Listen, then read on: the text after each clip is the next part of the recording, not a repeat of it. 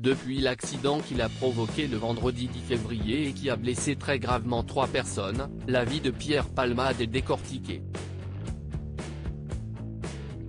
Depuis 2017, l'humoriste de 54 ans habite un corps de ferme dissimulé derrière de hauts murs et richement réaménagé à l'intérieur, situé dans un petit village de Seine-et-Marne.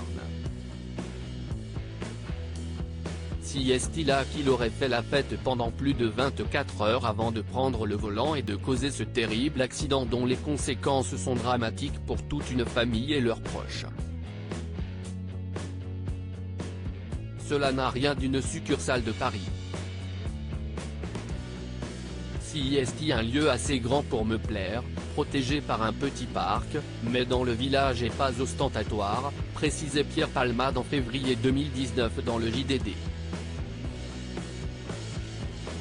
Située dans le village de Célie-en-Bière, à 45 km de Paris, la propriété en pierre achetée par le comédien en 2017 est en vente depuis peu de temps au prix de 1,36 million d'euros.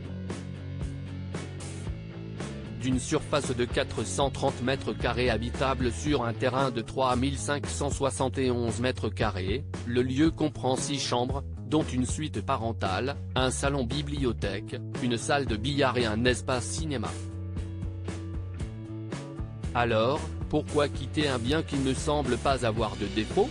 Pierre Palmade avait donné un indice aux Parisiens en 2020, « Il me faut savoir fuir cette maison quand je m'ennuie, elle peut être dangereuse, miner le moral parce qu'elle me rappelle à ma solitude ».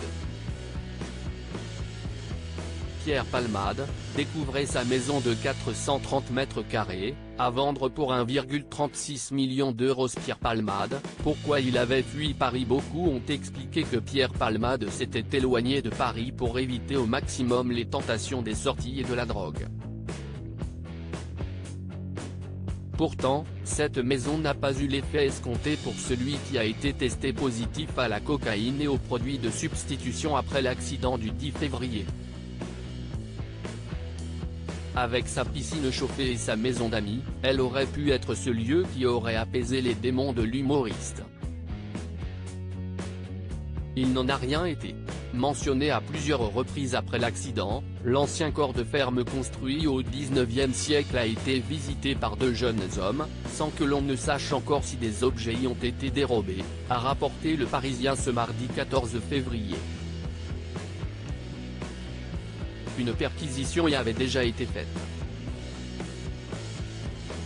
Désormais en garde à vue, Pierre Palmade, qui a présenté ses excuses aux victimes par le biais de sa sœur mardi 14 février, a désormais d'autres choses auxquelles penser que la vente de son bien. Article écrit en collaboration avec 6 médias Crédit Photo, Rindoff Guirec.